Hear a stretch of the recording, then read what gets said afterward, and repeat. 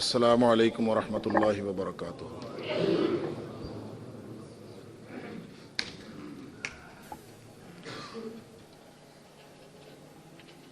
الحمد للہ نحمده ونستعینه ونستغفره ونؤمن به ونتوکل علیہ ونعوذ باللہ من شرور انفسنا ومن سیئات اعمالنا من يهده الله فلا مضل له ومن يضلل فلا هادي له ونشهد أن لا إله إلا الله وحده لا شريك له ونشهد أن محمدا عبده ورسوله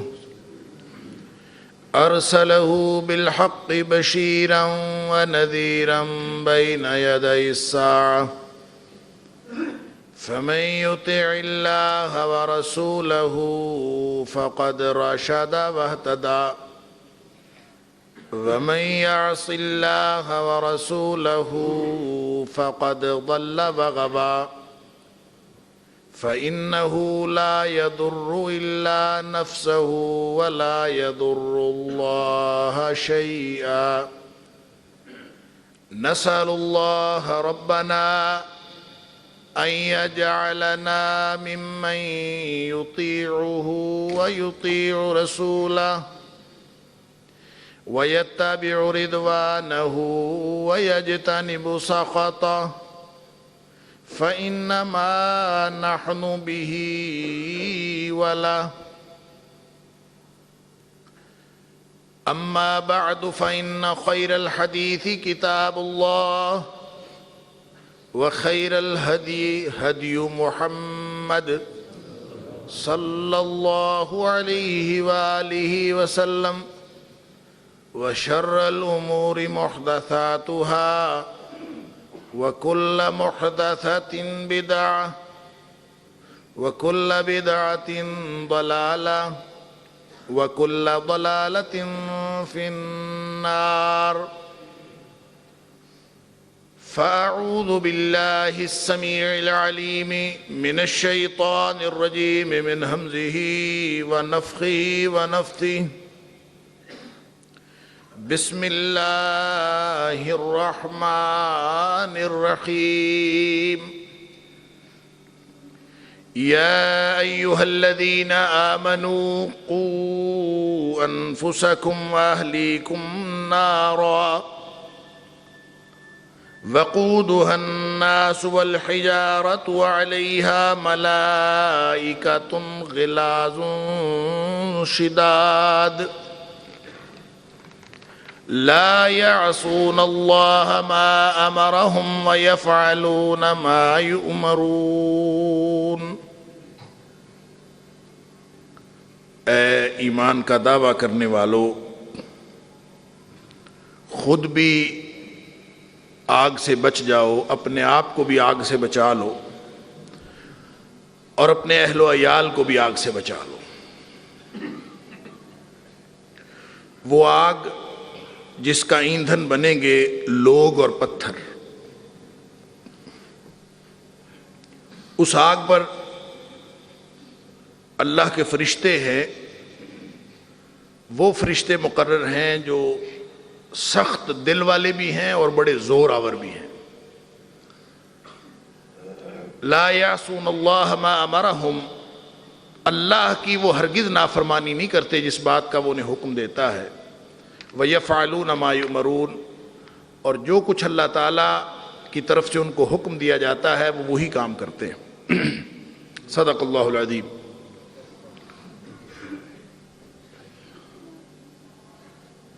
والدین کے حقوق اور ان کے ساتھ حسن سلوک کے موضوع پر گفتگو کے بعد گزشتہ جمعے اولاد کے حوالے سے جو والدین کی ذمہ داریاں ہیں اس حوالے سے گفتگو کا آغاز ہوا تھا کہ بنیادی طور پر پوری زندگی کا فلسفہ بھی یہی ہے کہ انسان جہنم سے بچ کر جنت میں جانے والا بن جائے. تو چونکہ اولاد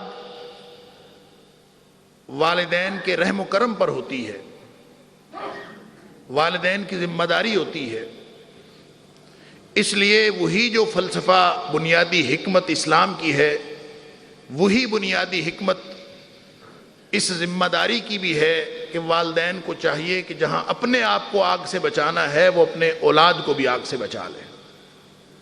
آگ بڑی سخت ہے، اس کے اوپر نگران فرشتے بھی بڑے سخت ہیں، اور کوئی راہ فرار نہیں ہے، کوئی مفر نہیں ہے اس سے. سخت دل والے ہیں کہ ان کو رحم نہیں آتا، زور آور ہیں کہ کوئی شخص زور لگا کے ان سے بھاگ نہیں سکتا. اللہ کے حکم کی نافرمانی وہ نہیں کرتے، نافرمانی کی کا عنصر ان کی سرشت میں ہی نہیں رکھا گیا. وَيَفْعَلُونَ مَا يُؤْمَرُونَ. جب اس طرح کی کیفیت ہے کہ کوئی راستہ نہیں اس سے بچنے کا، تو اب موقع ہے کہ ہم اپنے آپ کو اور اپنے اہل و عیال کو آگ سے، جہنم کی آگ سے بچانے کے لیے جو بھی کچھ ہو سکتا ہے ابھی کر لیں. یہ ہے وہ بنیادی ذمہ داری، یا ان تمام ذمہ داریوں کی بنیاد جو اولاد کے حقوق کے حوالے سے والدین کے اوپر عائد ہوتی ہے. آگ سے بچانا. اولاد اپنے طور پر ہر فرد، بیٹا ہو یا بیٹی ہو، وہ اپنی اپنی جگہ پر ذمہ دار ہے. اپنی ذات کا ہر شخص ذمہ دار ہے، لیکن اپنی ذات کی ذمہ داری کے ساتھ ساتھ اپنی رعیت کی ذمہ داری بھی ہے. اپنی ذات کی ذمہ داری تو ہر شخص کی ہے. لا تزر وازرۃ وزر اخری. کوئی شخص کسی دوسرے کا بوجھ قیامت والے دن نہیں اٹھائے گا، لیکن والدین کے بوجھ میں یہ بات شامل ہے، والدین کی ذمہ داری میں یہ بات شامل ہے کہ جہاں وہ اپنی بہتری کے لیے، اپنے آپ کو آگ سے بچانے کے لیے، اپنے آپ کو جنتی بنانے کے لیے جس قدر محنت کی ضرورت ان کو ہے، اسی قدر وہ اپنی جو رعیت ہے، ان کی جو ملکیت ہے، ان کی جو اولاد ہے، اس کے لیے بھی کوشش کریں. یہ اس کی کو کم کر دیں یار. کون ہے یہ سپیکر کو ٹھیک کرنے والا؟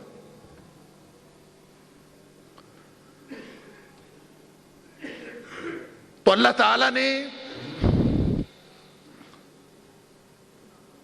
اسی ذمہ داری کو یاد کروایا ہے کہ یا ایھا الذین آمنو، اگر ذرا بھر بھی ایمان ہے اس بات پر کہ یہ سارا کارخانہ اللہ نے کس لیے بنایا ہے، اور اس بات کا بھی احساس ہے کہ یہ جو اولاد ہے تمہاری، یہ تمہاری ذمہ داری ہے، تو پھر اپنے آپ کو بھی بچاؤ، ساتھ اپنے اہل و عیال کو بھی بچاؤ.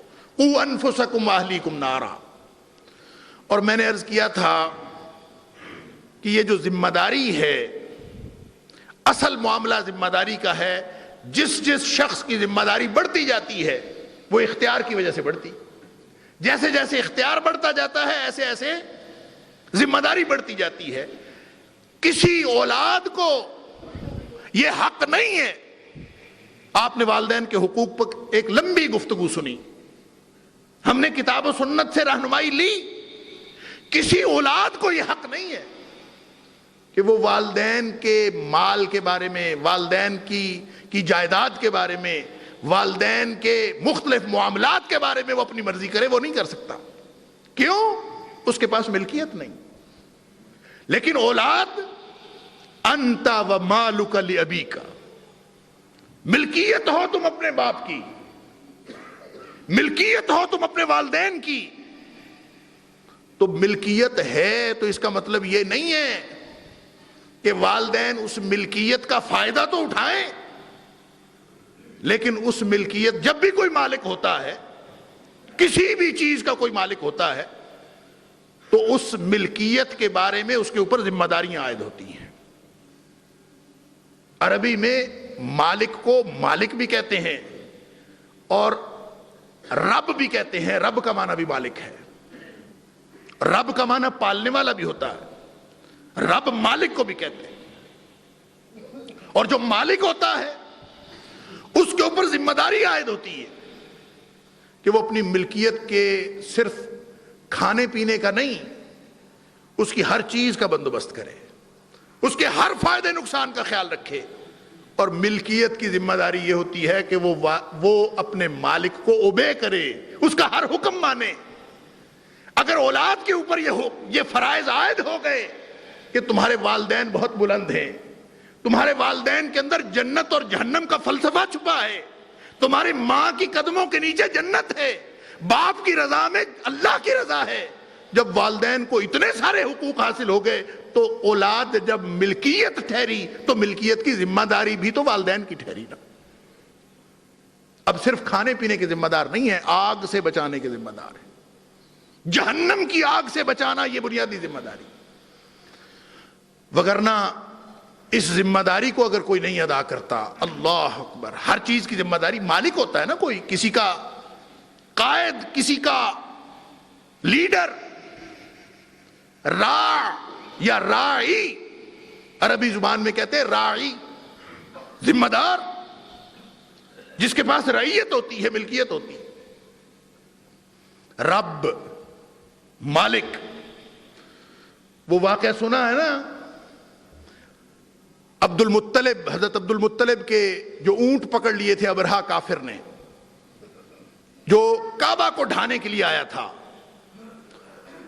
تو عبد المطلب نے اس سے ملاقات کی خواہش کا اظہار کیا، بڑا خوش ہوا وہ، اس نے کہا کعبے کا متولی آ رہا ہے اور ظاہر ہے آ کے کوئی منت سماجت کرے گا کہ ہمارا کعبہ نہ ڈھاؤ، کوئی ایسی بات کرے گا۔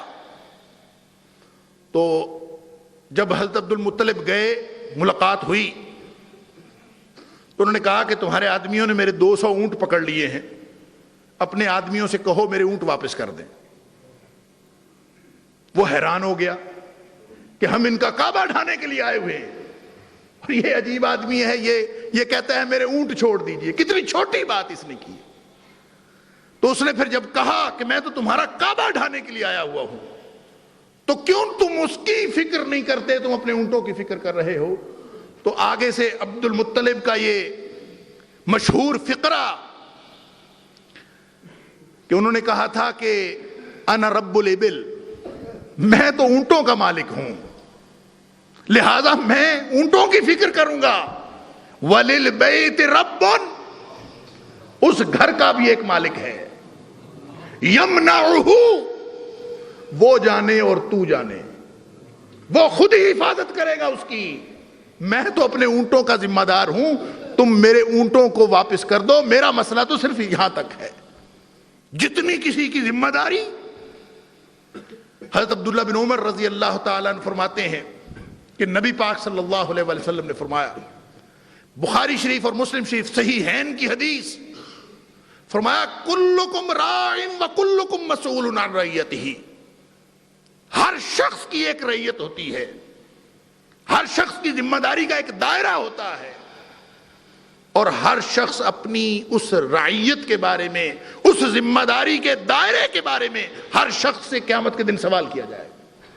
وہ مسئول ہے، وہ ذمہ دار ہے، قیامت کے دن اس کو پوچھا جائے گا کہ یہ تم کیا کرتے رہے اپنی رعیت کے بارے میں۔ اور ہر ایک کی راج دہانی، ہر ایک کی رعیت کے پیرامیٹرز مختلف ہیں، اس کی حدود مختلف ہیں، کوئی چھوٹی چیز کا مالک، کوئی بڑی چیز کا مالک، ایک ایک راج دہانی کا مالک تو ہم سب ہیں نا۔ ہماری یہ جو 5-6 فٹ کی کائنات ہے، یہ تو ہم سب کی رعیت ہے نا۔ ہاتھ ہماری مرضی سے چلتے ہیں، زبان ہماری مرضی سے ہلتی ہے، آنکھیں ہماری مرضی سے اٹھتی ہیں، سماعتیں ہمارے بس میں ہیں، قدم ہماری مرضی سے اٹھتے ہیں۔ یہ ساری کائنات 5-6 فٹ کا انسان یہ اپنی رعیت رکھتا ہے، اس کے بارے میں قیامت کے دن اس سے پوچھا جائے گا۔ کلکم راع وکلکم مسئول عن رعیتہ۔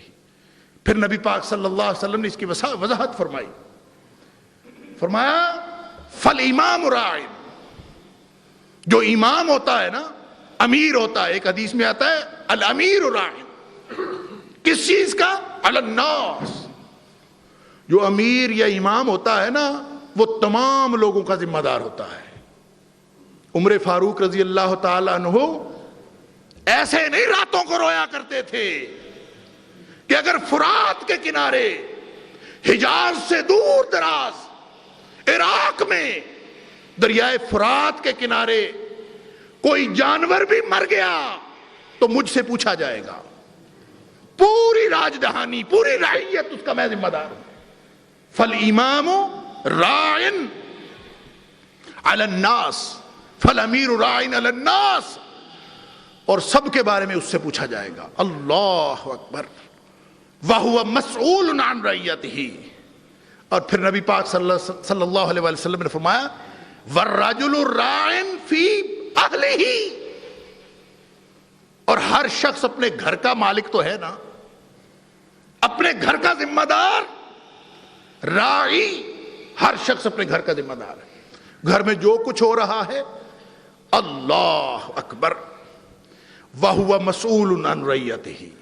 گھر میں جو کچھ ہو رہا ہے اس کے بارے میں سوال اسی سے ہوگا. گھر والے کیا کرتے ہیں، گھر میں کیا کچھ ہوتا ہے، گھر کی دیواریں کیا دیکھتی ہیں، سب کا ذمہ دار. اولاد کے بارے میں ذمہ دار، بیوی کے بارے میں ذمہ دار، تمام چیزوں کی. وَهُوَ مَسْئُولٌ عَنْ رَعِيَّتِهِ. اور فرمایا کہ وہ جو خاتون ہے نا، خاتون خانہ، وہ بھی ذمہ دار ہے. وَالْمَرْأَةُ رَاعِيَةٌ فِي بَيْتِ زَوْجِهَا. گھر میں ہر وقت مرد تو نہیں بیٹھا رہتا، مرد گھر میں نہیں ہوتا، گھر کی نگران، گھر کی ذمہ دار خاتون ہے. وَهِيَ مَسْئُولَةٌ عَنْ رَعِيَّتِهِ. ایک حدیث میں آیا کہ یہ خاتون جو نگران ہے صرف گھر کی نہیں، رَاعِيَةٌ فِي بَيْتِ عَلَى بَيْتِ زَوْجِهَا وَوَلَدِهِ. جو اولاد کی ذمہ داری ہے نا، یہ اکیلے باپ کی نہیں ہے، ماں کی بھی ذمہ داری ہے. ماں ذمہ دار ہے گھر کی بھی اور اولاد کی بھی. اور اگر اولاد بگڑ رہی ہے، اولاد کی تربیت صحیح نہیں ہو رہی، اولاد جہنم کی طرف جا رہی ہے. اس لیے کہ راستے تو دو ہی ہے نا، جو کچھ اولاد کر رہی ہے یا وہ جنت کے قریب ہو رہی ہے یا وہ جہنم کے قریب ہو رہی ہے.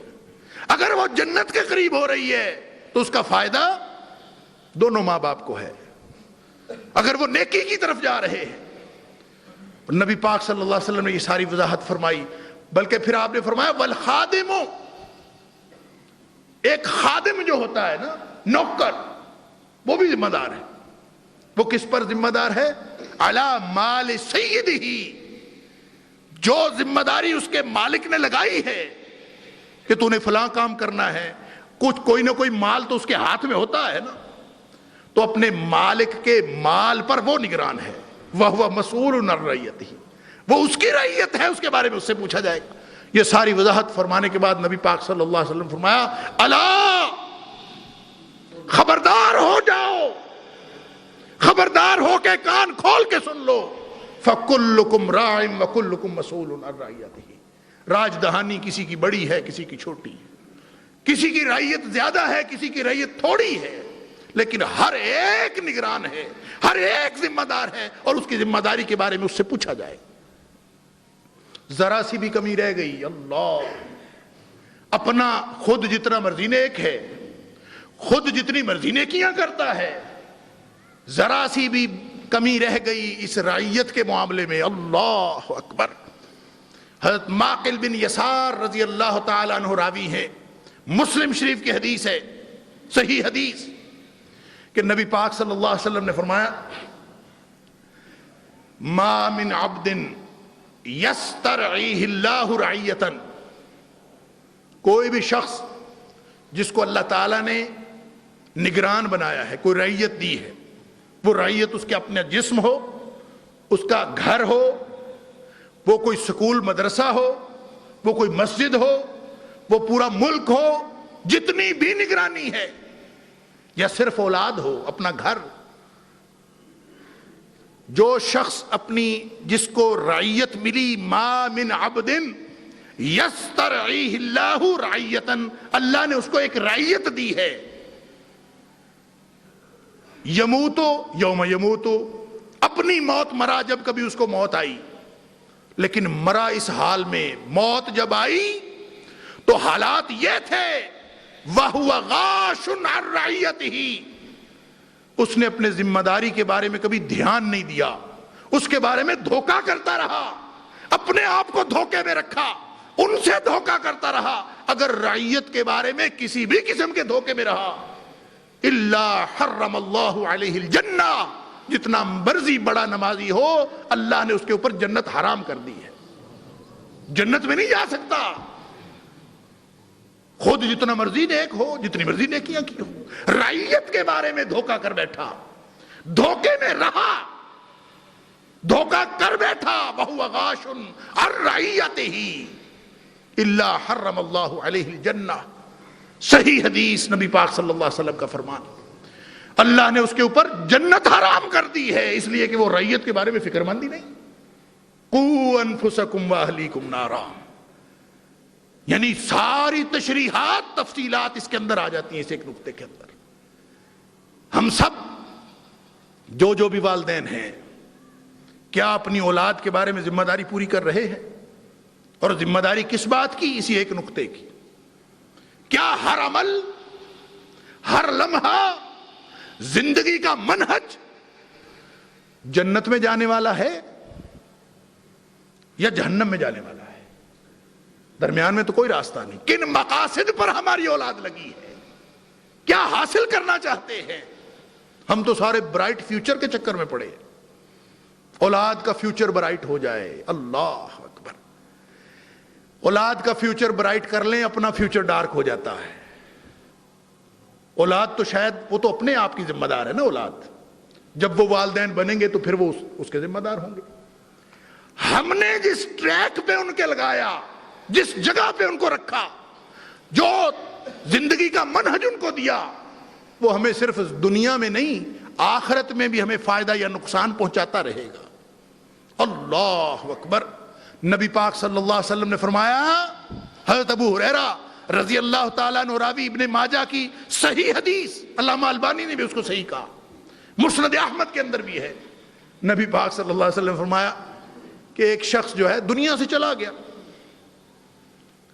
اس کو نہیں معلوم اس کی اولاد کیا کر رہی ہے کیا نہیں کر رہی، تو اچانک وہ دیکھتا ہے کہ جنت میں ان الرجل لترفع درجته فی الجنہ، نبی پاک صلی اللہ علیہ وسلم فرماتے ہیں کہ اچانک اس کے مقام میں تبدیلی کر دی جاتی ہے جنت کے اندر، اس کا درجہ بڑھا دیا جاتا ہے، اکانومی کلاس سے فرسٹ کلاس میں آ جاتا ہے، فرسٹ کلاس سے ایگزیکٹو کلاس میں چلا جاتا ہے، اس کا درجہ بلند ہو جاتا ہے۔ وہ حیران ہو جاتا ہے کہ یہ کیوں ہوا، فرشتوں سے پوچھتا ہے، فَيَقُولُ أَنَّ هَذَا، یہ کیا ہوا، میرا درجہ کیسے بلند ہوا؟ اللہ اکبر۔ نبی پاک صلی اللہ علیہ وسلم فرماتے ہیں، فَيُقَال، اس کو یہ بتایا جاتا ہے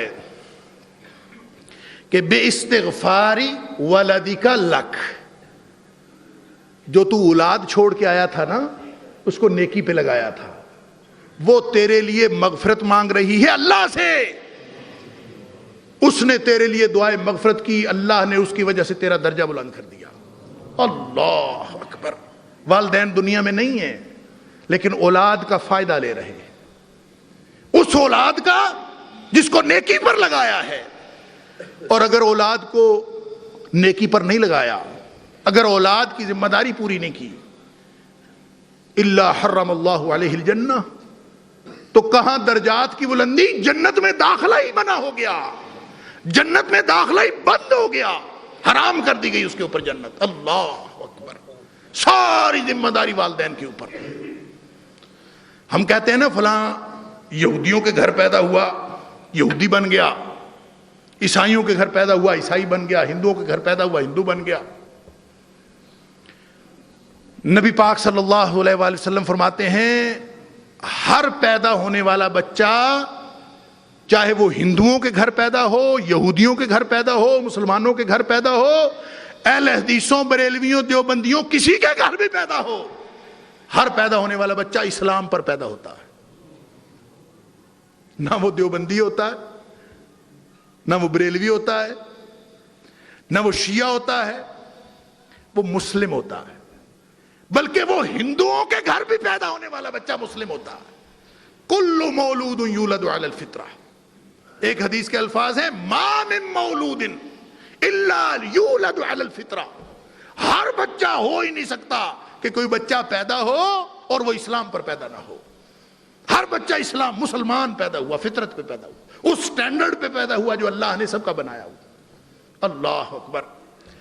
اب پیدا ہوا سٹینڈرڈ پہ،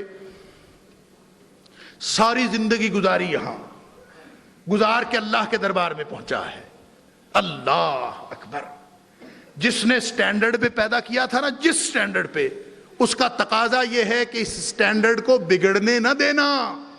یہی سٹینڈرڈ، اسی معیار کا میرے پاس واپس آ جانا، تیری بخشش ہو جائے گی۔ کچھ نہیں مانگتا اللہ تعالیٰ۔ اللہ اکبر۔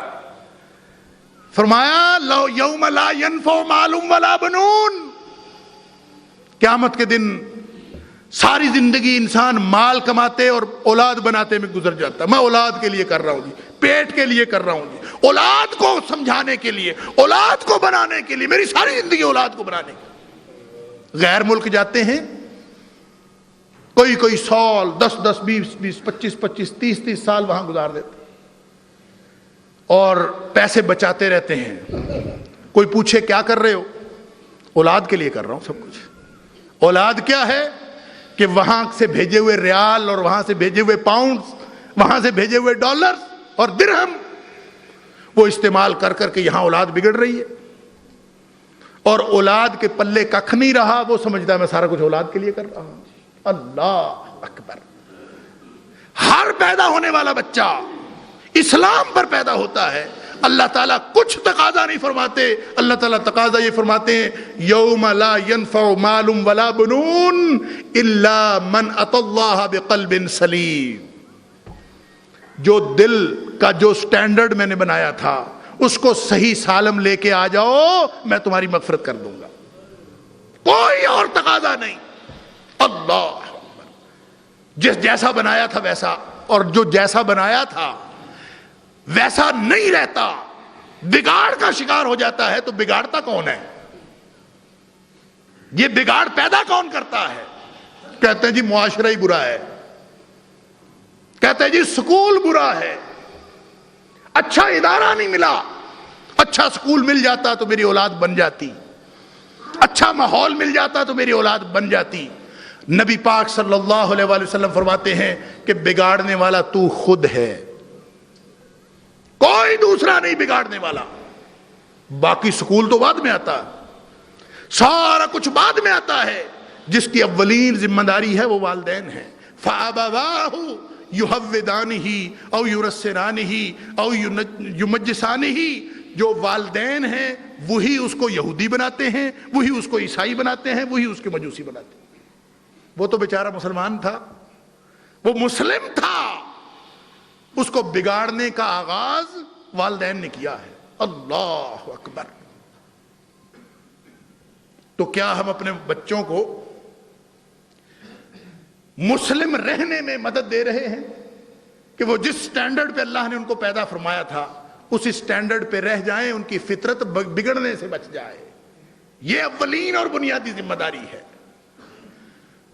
اور اس کے اندر یہی آزمائش ہے۔ انما اموالکم واولادکم فتنہ۔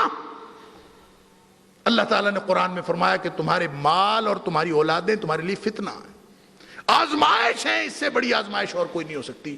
ظاہر ہے جس کے پاس کوئی اختیار ہوتا ہے نا، اس میں آزمائش ہوتی ہے۔ اولاد ایک اختیار ہے، ایک ملکیت ہے، وہ بڑی آزمائش۔ بلکہ پچھلی آیت میں تو فرمایا کہ یہ جو ان من ازواجکم و اولادکم عدو لکم، بعض بیویاں اور بعض بچے اولادیں تو ایسی ہوتی ہیں جو تمہارے دشمن بن جاتے ہیں۔ فَحْذَرُوا، ان دشمنوں سے بچ کے رہنا، یعنی اولاد دشمن بن جاتی، بیویاں دشمن بن جاتی۔ کیا مطلب ہے اس کا دشمن بننے کا؟ دشمن بننے کا مطلب یہ ہے کہ جب انسان ان کی وجہ سے جنت سے بچ کر جہنم میں جانے والا بن گیا، جنت میں جانے کی بجائے جہنم میں جانے والا بن گیا، تو اس سے بڑی دشمنی اور کس نے کی؟ اپنے ہی اولاد، اپنی ہی بیویاں، بچ جاؤ ان سے۔ اگر وہ آپ کے ساتھ نہیں چلتے، اگر وہ آپ کو جنت میں جانے میں معاون نہیں بن سکتے، ان کو چھوڑ دو، بچ جاؤ۔ فاحذروا، دوسری جگہ فرمایا لا تلہکم اموالکم ولا اولادکم عن ذکر اللہ۔ یہ آزمائش ہے۔ دیکھیں، اولاد کی خواہش اللہ نے انسان کی فطرت میں رکھی۔ اولاد ہونا برا نہیں ہے، لیکن امتحان تو ہے۔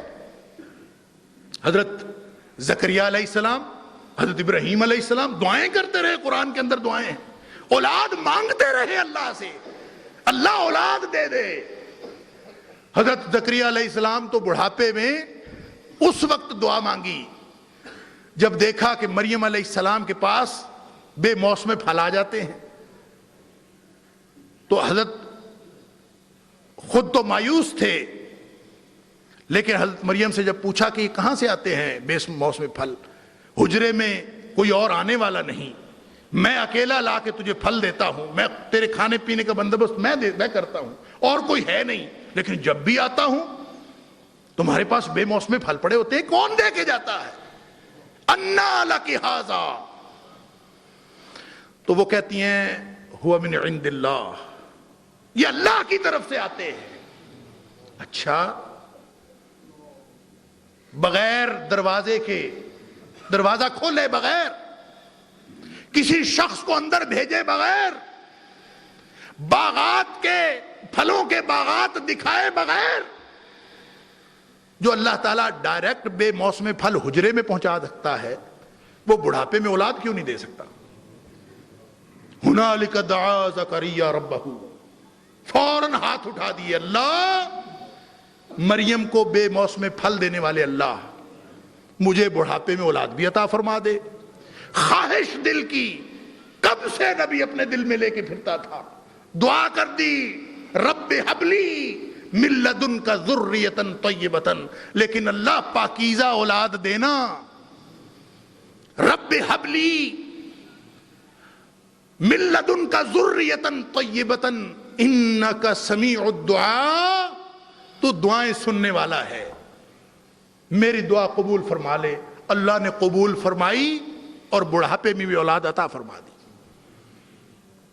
ادھر ابراہیم علیہ السلام، ان کا بھی حال یہی ہے، بڑھاپے میں اللہ سے دعا کرتے ہیں رب ہب لی من الصالحین۔ بنیادی نقطہ وہی، اللہ اولاد ہو لیکن صالح اولاد ہو، ایسا نہ ہو کہ اولاد میرے لیے فتنہ اور آزمائش بنے اور پھر میری دشمن بن جائے۔ اللہ پاکیزہ اولاد، ذریۃ طیبۃ، اور یہاں فرمایا رب ہب لی من الصالحین، اللہ نیک اولاد عطا فرما، اس لیے کہ اولاد کا ذمہ دار میں ہوں، اس میں کوئی خرابی ہوئی تو میری جنت بگڑ جائے گی، میرا مستقبل تباہ ہو جائے گا۔ اپنا مستقبل بچانے کے لیے نبی دعا کرتے رہے کہ اللہ اولاد عطا فرما، لیکن اولاد ایسی نہ عطا فرمانا کہ جو بعد میں بگڑ جائے، میری جنت کھوٹی ہو جائے۔ وہ جو حدیث آپ نے سنی ہے، نبی پاک صلی اللہ علیہ وسلم نے فرمایا تھا کہ 3 چیزیں باقی رہتی ہیں جب انسان مر جاتا ہے، سارے عمل منقطع، کچھ نہیں پہنچتا سوائے 3 باتوں کے۔ 3 باتیں پہنچتی ہیں۔ اذا مات الانسان، جب انسان مرتا ہے، انقطع عملہ، اس کے سارے عمل منقطع ہو گئے۔ نمازیں پڑھتا تھا ختم، قرآن پڑھتا تھا ختم، تہجد ختم، روزے ختم، حج ختم، ہر چیز ختم، جو ثواب دنیا میں لے لیا لے لیا۔ لیکن 3 باتیں ایسی ہیں جو پہنچ رہی ہیں پیچھے۔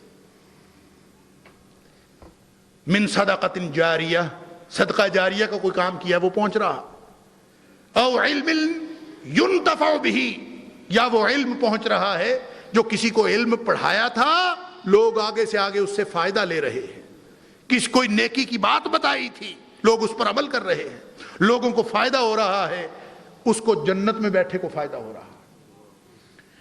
اللہ اکبر۔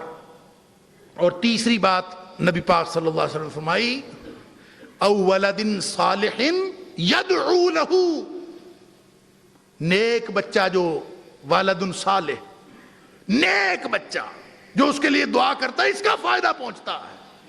اگر بچہ نیک نہیں ہے، بچہ نہیں ہے تو بھی نقصان ہے، لیکن بچہ نیک نہیں ہے تو بڑا نقصان ہے۔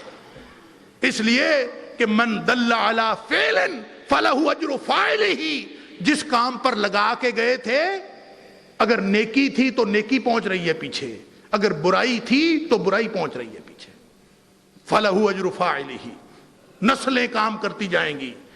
اس لیے نیک لوگ ہمیشہ روتے رہے، رو رو کے گڑ گڑا کے اللہ سے دعائیں کرتے رہے، اللہ میری نسل میں سے کوئی جہنمی پیدا نہ کرنا، نسل میں سے، خود نہیں، اللہ میری نسل میں سے جہنم کا ایندھن پیدا نہ فرمانا، اس لیے کہ نسل میں سے بھی جو کوئی ہوگا اس کا نقصان مجھے ہوگا۔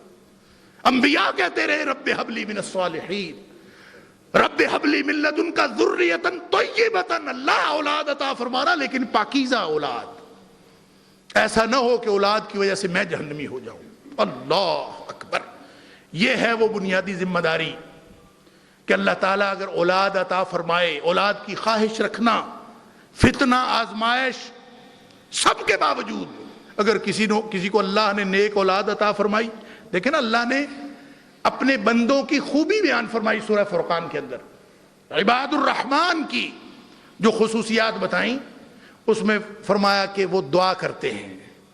کیا دعا کرتے ہیں؟ ربنا ہب لنا من ازواجنا وذریاتنا قرۃ اعین واجعلنا للمتقین اماما، اللہ میری بیوی کو، ہماری بیویوں کو، ہماری اولادوں کو ہماری آنکھوں کی ٹھنڈک بنا دے، ایسا نہ ہو کہ وہ ہمارے لیے دشمن بن جائیں، بلکہ آنکھوں کی ٹھنڈک بنا دے۔ وَجْعَلْنَا لِلْمُتَّقِينَ إِمَامًا، اللہ تقوی ہمارے اندر ایسا ڈال دے کہ ہم تقوی کے امام بن جائیں۔ وَجْعَلْنَا لِلْمُتَّقِينَ إِمَامًا، بڑا بننے کی واحد دعا ہے، لیکن بڑا کس میں بننا ہے؟ دنیا میں نہیں، سیاست میں نہیں، لیڈری میں نہیں، بڑا بننا ہے تقوی میں، اور تقوی میں بڑا بننے کی دعا کرنا اللہ نے خود سکھائی ہے۔ دعا کرو وَجْعَلْنَا لِلْمُتَّقِينَ إِمَامًا، یہ الرحمن کے بندوں کی خوبی یہ ہے کہ یہ دعائیں کرتے ہیں کہ اللہ اولاد کو آنکھوں کی ٹھنڈک بنا دے، اللہ ازواج کو آنکھوں کی ٹھنڈک بنا دے، اللہ ہم سب کو تقوی والوں کا امام بنا دے۔ یہ دعا کرنا یہ اللہ نے خود سکھائی ہے تاکہ انسان جہنم سے جانے سے بچ جائے اور جنت میں جانے والا بن جائے۔ اب کوئی شخص جو ہے اولاد کی خواہش تو کرتا ہے، مسلمان بھی کہلاتا ہے، لیکن خواہش پتہ کیا کرتا ہے؟ اللہ اولاد نرینہ دینا، یعنی بیٹی نہ دینا، اللہ بیٹا دینا۔ اب خواہش کرنا بیٹے کی کوئی برا نہیں، لیکن جب بیٹی ہو جائے، بیٹا ہو تو ساری دنیا کو مٹھائیاں، بیٹا اللہ نے دیا، تو جب بیٹی ہو، اللہ اکبر، اللہ تعالیٰ قرآن میں فرماتا ہے کہ یہ مشرکین مکہ کی سنت ہے کہ وَإِذَا بُشِّرَ أَحَدُهُمْ بِالْأُنثَىٰ، کوئی آ کے بتاتا کہ تمہارے گھر بیٹی ہوئی ہے، ظَلَّ وَجْهُهُ مُسْوَدًّا وَهُوَ كَظِيمٌ، اسی وقت اس کا چہرہ لٹک جاتا، اچھا بیٹی ہوئی ہے، اللہ اکبر۔ وارث کی خواہش تو ہر ایک کو ہے، اولاد نرینہ کی خواہش بری نہیں ہے، لیکن یہ سمجھنا کہ اولاد نرینہ تو میرے لیے اچھی ہے، جو لڑکے ہیں بیٹے پیدا ہوں تو میرے لیے اچھا ہے، اور لڑکی پیدا ہوگی تو میں کیا کروں گا، بڑی مصیبتیں، بڑی ذمہ داریاں، بڑے مسائل، تو اس کو دل ہی دل میں غصہ بھی بہت آتا ہے، وَهُوَ كَظِيمٌ، غصہ آتا ہے کہ یہ کیا ہوا، میں نے تو اللہ سے بیٹا لینا تھا۔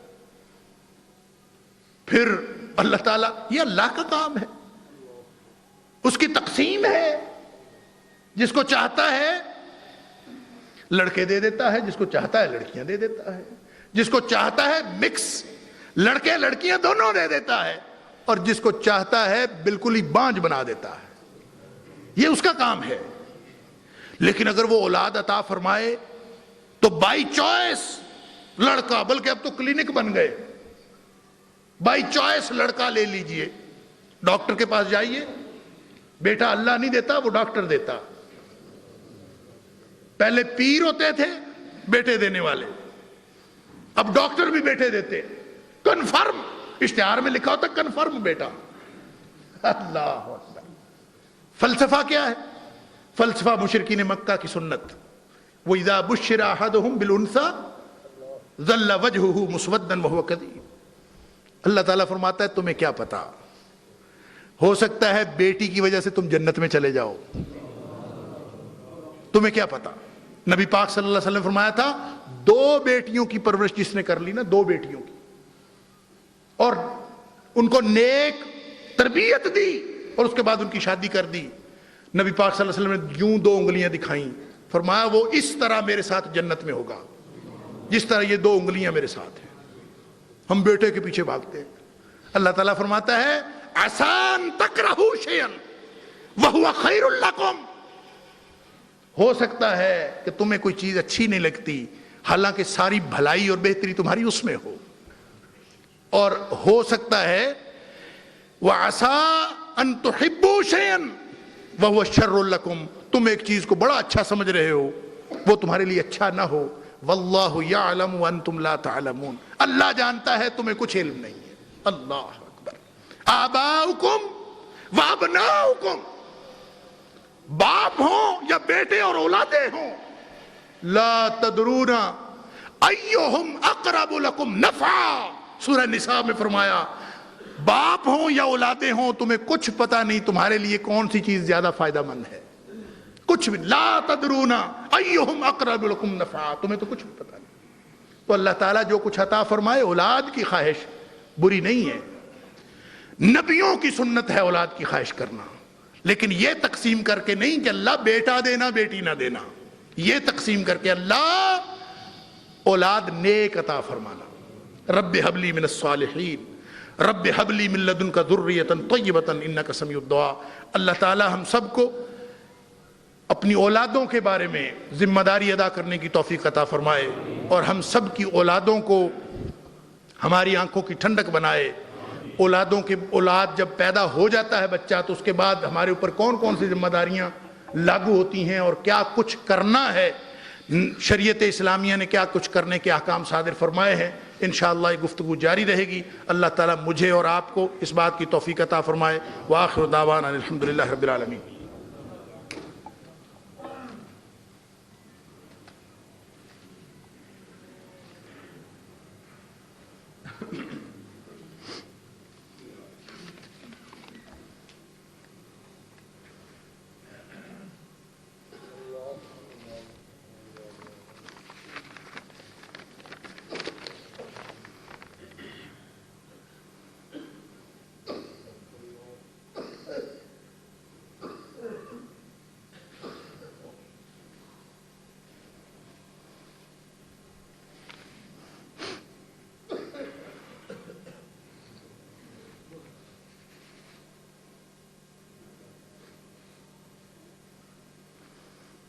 یہ ایک تو کوئی ذاتی قسم کا سوال ہے وراثت کے حوالے سے، یہ جس نے بھی بھیجا ہے ان سے گزارش ہے کہ وہ جمعے کے بعد مجھے مل لیں، میں انشاءاللہ عرض کر دوں گا۔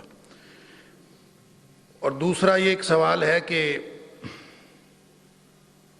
اور اس سوال سے پہلے ایک دعا کی درخواست ہے کہ ہمارے ایک ننھے نمازی مسجد کے حمزہ اعجاز، ان کا آج گلے کا آپریشن ہے، ان کے لیے، ان کی صحت یابی کے لیے، ان کے کامیاب آپریشن کے لیے دعا کیجیے، اللہ تعالیٰ ان کی بیماری کو مکمل طور پر صحت میں بدل دے، اور اللہ تعالیٰ دیگر تمام بیماروں کو بھی شفائے کاملہ و عاجلہ عطا فرمائے۔ اور میں پہلے بھی آپ کو بتا چکا ہوں اور گزارش کر چکا ہوں کہ میری والدہ محترمہ بھی بیمار ہیں اور شدید کمزور ہیں، اللہ تعالیٰ ان کو بھی صحت کاملہ و عاجلہ عطا فرمائے، اور دیگر تمام بیماروں کو بھی اللہ تعالیٰ ہم سب پر رحمت نازل فرمائے۔ اور ایک سوال یہ ہے کہ آج کل جو فلمیں بنائی جا رہی ہیں انبیاء کرام کے بارے میں، ان کو سبق ثواب یا معلومات کے طور پر دیکھنا درست ہے کہ نہیں، بنسبت دوسری فوش اور لغو فلموں کے؟ یوں لگتا ہے کہ فلمیں تو دیکھنی لازمی ہیں، لغو اور فوش فلموں کی بجائے نبیوں کی فلمیں دیکھ لیں تو یوں کام چل سکتا ہے، تو یہ کر لیں۔ اللہ اکبر، دیکھنی کیوں ہیں؟ کس وجہ سے؟ فرائض میں شامل ہے۔ دیکھیں جو فلمیں بن رہی ہیں ان میں 2 3 4 بلکہ کئی قسم کی قباحتیں ہیں، میں 1 2 عرض کر دیتا ہوں۔ ایک تو یہ ہے کہ ان کی کہانی ہی درست نہیں ہے، فیبریکیٹڈ ہے، اس کے اندر بہت ساری تبدیلی کی ہوئی ہے، اور اس کو دیکھ کر جو سب سے برا اثر پڑتا ہے بڑوں پر بھی اور خاص طور پر چھوٹے بچوں پر جو برا اثر پڑتا ہے، وہ جو کچھ اس کہانی میں دیکھتے ہیں ان کے ذہن میں ایک کانسیپٹ اسی طرح کا بیٹھ جاتا ہے۔ اور اس سے بڑا ظلم یہ ہے کہ انہوں نے کافروں کی شکلیں بنا کر ان کو نبی ظاہر کیا ہوا ہے، یہ اس سے بڑا ظلم ہے۔ حتیٰ کہ جلیل القدر صحابہ کرام، ہمارے ہیروز، اگر آپ کسی فلم میں حضرت عمر فاروق رضی اللہ تعالیٰ عنہ کو دکھائیں گے، اگر کسی فلم میں ابوبکر صدیق رضی اللہ تعالیٰ عنہ کو دکھائیں گے، تو بچے کے ذہن میں تو ساری عمر کے لیے وہ کانسیپٹ پکا ہو جائے گا کہ ابوبکر صدیق اس طرح کے تھے، عمر فاروق اس طرح کے تھے، نعوذ باللہ من ذالک۔ یا پھر جو بھی انبیاء کے نام کی بنائی ہوئی ہیں فلمیں، وہ ساری کی ساری۔ لہٰذا اگر تو فلم دیکھنا ذمہ داری ہو تو پھر تو یہ کہا جا سکتا ہے کہ لغو فلموں کی بجائے آپ یہ والی دیکھ لیں۔ وہ بچپن میں ہم یہ سینما کے بورڈز دیکھا کرتے تھے نا، جاتے ہوئے اسکول، تو راستے میں ایک دفعہ لکھا ہوا کوئی فلم خانہ خدا، یعنی وہ فلم دیکھنے کے لیے جو سینما ہاؤس نہیں جاتا، اب خانہ خدا دیکھنے تو سینما ہاؤس جائے گا نا۔ اب اس میں کیا ہے مجھے نہیں پتا، لیکن یہ سارے کا سارا شیطان کا چکر ہے کہ ایک طرف کوئی نہیں پھنستا تو دوسرے طریقے سے پھنسا لو۔ ہر بندے کو پھنسانے کے اس کے طریقے ہیں۔ اگر تو یہ فلمیں ہمارے لیے معلومات کا ذریعہ ہوتی تو پھر کوئی نہ کوئی گنجائش نکالی جا سکتی تھی کہ ٹھیک ہے دیکھ لیں۔ وہ معلومات جو دیتی ہیں وہ ساری کی ساری فیبریکیٹڈ معلومات ہیں۔ حضرت یوسف علیہ السلام، مثال کے طور پر کل میرا ایک اسٹوڈنٹ مجھے بتا رہا تھا کہ حضرت یوسف علیہ السلام کے اوپر جو فلم بن کے آئی ہوئی ہے وہ 36 گھنٹے کی ہے، 36 گھنٹے۔ اب 36 گھنٹے جو شخص حضرت یوسف علیہ السلام کی فلم دیکھے گا، قرآن نے بھی کوئی کہانی بطور کہانی نہیں بیان کی۔ یوسف علیہ السلام کے قصے کو قرآن نے احسن القصص کہا ہے، لیکن کہانی بیان نہیں کی۔ اس کے صرف وہ پہلو بیان کیے ہیں جن کا تعلق نصیحت کے ساتھ تھا، جن کا تعلق ہدایت کے ساتھ تھا، وہ بیان کیے ہیں۔ قرآن برائے کہانی تو کوئی بیان کرتا ہی نہیں، کوئی قصہ قرآن نے کہانی کے طور پر، اور وہ کہانی بنا کے پورا ایک ڈرامہ، اور پھر 36 گھنٹے۔ کم از کم ایک فائدہ تو ہوگا نا 36 گھنٹے کا، اور کوئی ہو نہ ہو کہ ان 36 گھنٹوں میں وہ آپ وقفوں میں کریں یا ایٹ اسٹریچ کریں، ایک ہی دفعہ میں کریں یا وقفوں میں کریں، 36 گھنٹے کے لیے تو آپ اللہ سے غافل ہوں گے نا، اللہ اور اس کے ذکر سے غافل ہوں گے نا 36 گھنٹوں کے لیے۔ تو اتنا ہی کافی ہے شیطان کو، جو بندہ ویسے نہیں مانتا فلم دیکھنے کو، اس کے لیے اتنا ہی کافی ہے۔ لہذا میرا تو ان ساری فلموں کے بارے میں یہی نقطہ نظر ہے۔ اللہ تعالی ہمیں ہر قسم کی برائی سے بچنے کی توفیق عطا فرمائے۔ الحمدللہ نحمده ونستعینه ونستغفره ونؤمن به ونتوکل علیہ ونعوذ باللہ من شرور انفسنا ومن سیئات اعمالنا من يهده الله فلا مضل له ومن يضلل فلا هادي له ونشهد ان لا اله الا الله وحده لا شريك له ونشهد ان محمدا عبده ورسوله اما بعد فاعوذ بالله السميع العليم من الشيطان الرجيم من همزه ونفخه ونفثه بسم الله الرحمن الرحيم والعصر إن الإنسان لفي خسر إلا الذين آمنوا وعملوا الصالحات وتواصوا بالحق وتواصوا بالصبر اللهم صل على محمد وعلى آل محمد كما صليت على إبراهيم وعلى آل إبراهيم إنك حميد مجيد اللهم بارك على محمد وعلى آل محمد كما باركت على إبراهيم وعلى آل إبراهيم إنك حميد مجيد اللهم اغفر لنا اللهم اغفر لنا وللمؤمنين والمؤمنات والمسلمين والمسلمات وألف بين قلوبهم وأصلح ذات بينهم وانصرهم على عدوك وعدوهم اللهم لعن الكفرة الذين يصدون عن سبيلك ويكذبون رسلك ويقاتلون أولياءك اللهم خالف بين كلمتهم وزلزل أقدامهم وأنزل بهم بأسك الذي لا ترده عن القوم المجرمين. اللهم أعز الإسلام والمسلمين. اللهم انصر الإسلام والمسلمين وأذل الشرك والمشركين ودمر على أعداء الدين. اللهم لا تقتلنا بغضبك ولا تهلكنا بعذابك وعافنا قبل ذلك. ربنا هب لنا من أزواجنا وذرياتنا قرة أعين واجعلنا للمتقين إماما. اللهم اشف مرضانا ومرضى المسلمين. اللهم اشف مرضانا ومرضى المسلمين. اللهم اشف مرضانا ومرضى المسلمين. أذهب البأس رب الناس واشف أنت الشافي لا شفاء إلا شفاؤك شفاء لا يغادر سقما. اللهم اشف كل مرضانا شفاء كاملا عاجلا. اللهم اشفنا كلنا شفاء كاملا عاجلا. اللهم اشف كل مرضانا شفاء كاملا عاجلا. اللهم اشف أنت الشافي لا شفاء إلا شفاؤك شفاء لا يغادر سقما. ربنا لا تؤاخذنا إن نسينا أو أخطأنا. ربنا ولا تحمل علينا إثرا كما حملته على الذين من قبلنا. ربنا ولا تحملنا ما لا طاقة لنا به واعف عنا واغفر لنا وارحمنا. أنت مولانا فانصرنا على القوم الكافرين. سبحان ربك رب العزة عما يصفون وسلام على المرسلين والحمد لله رب العالمين.